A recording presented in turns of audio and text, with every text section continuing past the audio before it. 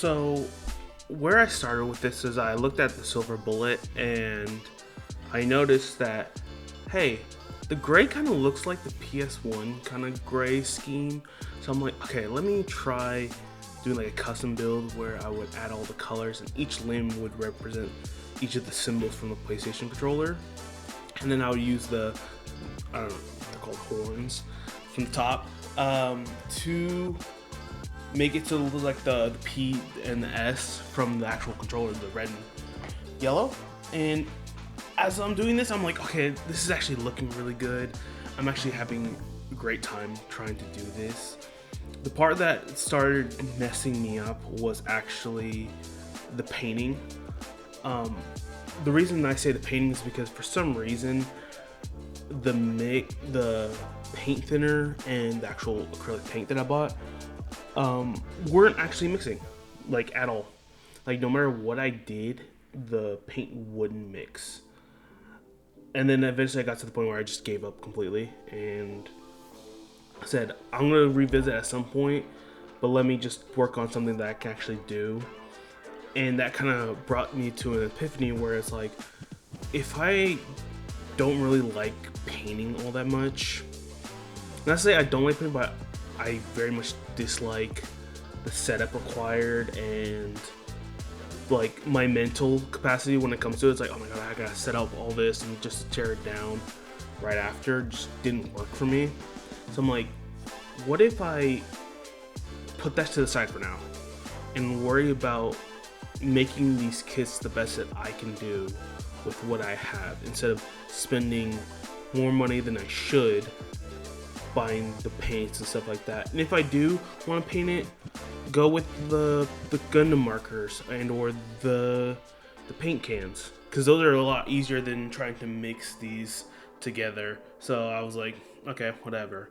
Let me just work on a kit that I can, which was the Strike Freedom Gundam, which was part of my backlog of kits that I'm slowly starting to realize everyone else in the hobby has a problem with it too, where they have just a ton of backlog for kits. And I'm like, okay, at least I'm validated in the sense where it works for everybody and it's not just me. So I tried this Strike Freedom Gundam. I had a blast, honestly, with building this kit.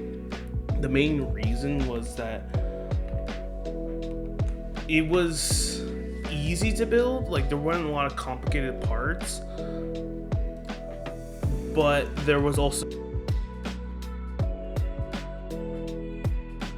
they were complicated enough for me to focus on, but they weren't like tiny little pieces that I have to remember to put on. Like, there's certain kits that I've seen and I've kind of dealt with where like they have a lot of individual parts and it's hard to keep track of them sometimes, and sometimes I just straight up lose them and I can't build them anymore until I buy I guess another spare runner for them.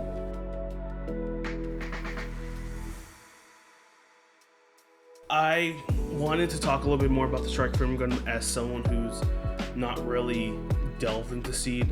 Past videos can attest that I don't really like Seed, but I will eventually get around to watching it. The main pilot was, of course, Kira Yamato, which is the main character, I believe, of the whole Seed series. He's the one with the original Gundam, and he makes this one.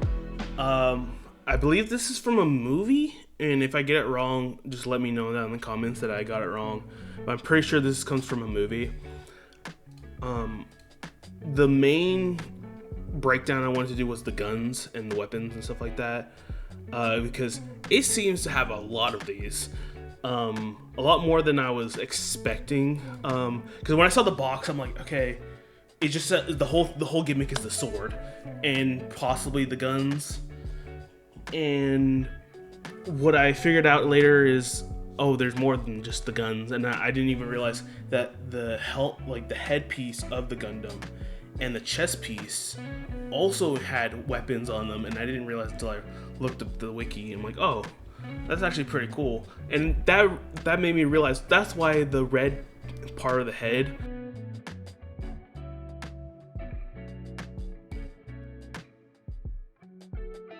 why it has like two different sides to it was because there's the disruptor part of it. The it's actually with the disruptor, which is it's called the convergent and heavily nucleon beam cannon, or just the disruptor.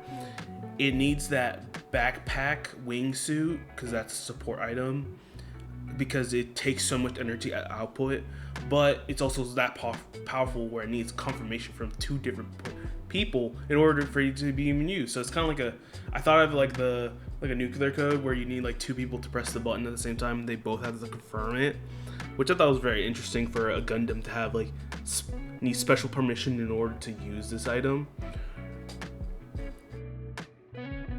Definitely looks like it was like the most powerful of the whole series, based on just what's it called and what it can do. I seen some clips and I'm like, okay, this makes sense why it needs two different people.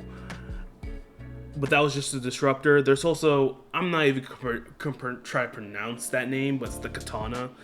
It was originally designed for the Katsuki Gundam, which I actually have, but I never built. It's a really good against armor since it's produced to be resistant against beam technology. So it's really good against armor.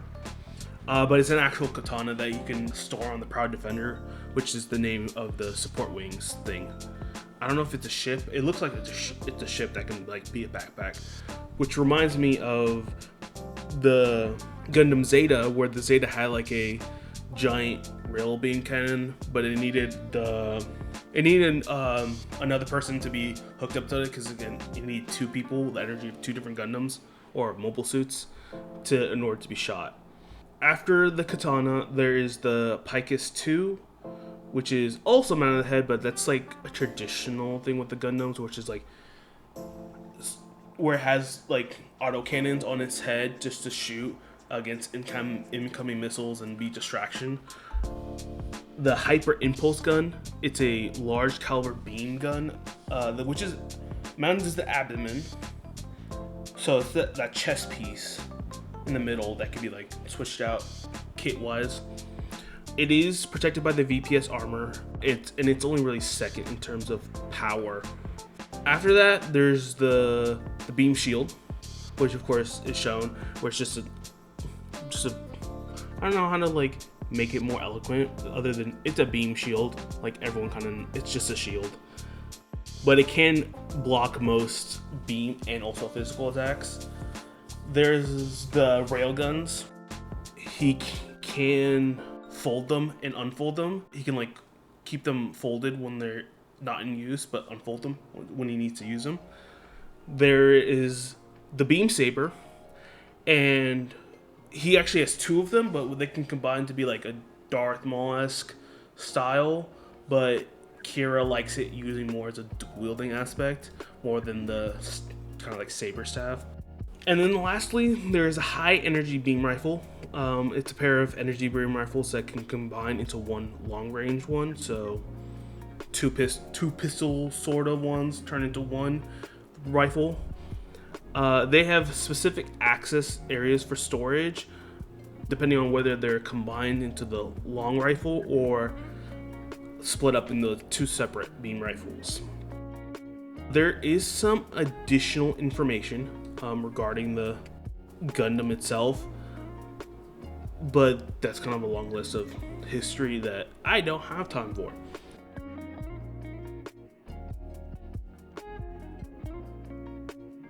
My thoughts on the kit itself. It's, like I said before, pretty straightforward. I thought that the stickers were definitely going to be an issue with how thin they were and where they had placed, and I thought they were going to suck a lot to put on, but actually was very surprised that it was not that hard to do. It didn't take that very long to actually put them on, so I was kind of glad that it do it, because I have a bad history of stickers. And I'm using these markers to like kind of give it like a cell shading doodle-esque look to the strike room. And I know I messed up a ton, but I actually kind of like it because it gives more of a, this is a first draft version of it. The movement of the kit is actually pretty awesome. I love the articulation, and I'm having more fun with high grades than master grades, but this is one of them. The only problem that I had mainly with it was having the backpack on his back, very much distributing the weight differently, where it would be a lot more towards the back. It didn't give me a lot of ways to position them like in unique ways, but that might just be I need a better stand to be able to hold that weight more, which I can also see that being the case. In my perspective, high grades are just better overall for just playing around and getting used to it. And that kind of makes sense because high grade's not supposed to be like the master grade, but in terms of articulation and stuff, it just seems better overall. But the only ones that I didn't see that was the battle log set, which makes sense because it's mix and match. So there's not much like in terms of it should be well made. It should be like, oh, you make your own custom Gundam using parts from other ones. But most of the time, I have issues with falling parts way more with master grades than high grades. Towards the end of this build, I started noticing I was going a little too overboard with the painting, with the paint markers and painting every single corner and edge possible. And though it gave the cell shading look, I decided like, okay, I'm not gonna do it to every single corner because that would, I think, be overuse. Like it would be over detailed to the point. And though I use this technique with the next Gundam kit, I think I'm gonna step back from using it all the time because I like the idea of giving it some finer edges and more deep, like make it stand out more. I think it's detracting from the actual look of the kit itself. Whereas something like just doing panel lining and stuff like that will give detail without like overshadowing the kit itself. I did also notice that the lines were messy, and that's because I didn't use tape, and I have it and I just keep forgetting to use it. And also with scribing, it's the same thing where I have tape, should have used tape, didn't use it at all. I do want to get better at scribing, so if you guys can give me some tips, that'd be very much appreciated. After finishing the kit, I actually made an edit, and it took very long to do because I kept messing up, and I'll explain that later. But for now, let's get right to that edit.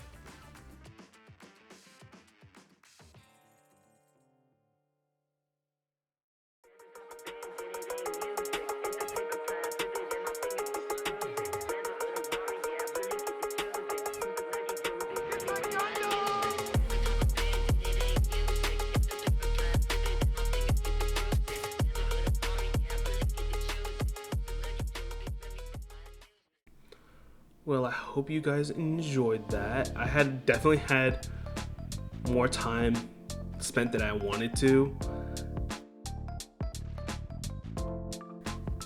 There was a lot of times where like I would edit something like, okay, that won't work, restart the whole edit. But eventually I got it down to where I want, even though I kind of find it cringe, just from my perspective. With these kits moving forward, I wanted to do something where instead of just building one kit and making a video on just that one kit, I wanted to kind of build a battle scene of some sorts where I would pit two Gundam kits together and film shots, kind of like I'm doing now, but more dynamic, where you can see there's action going on. There's more than one thing that's happening instead of just a pose.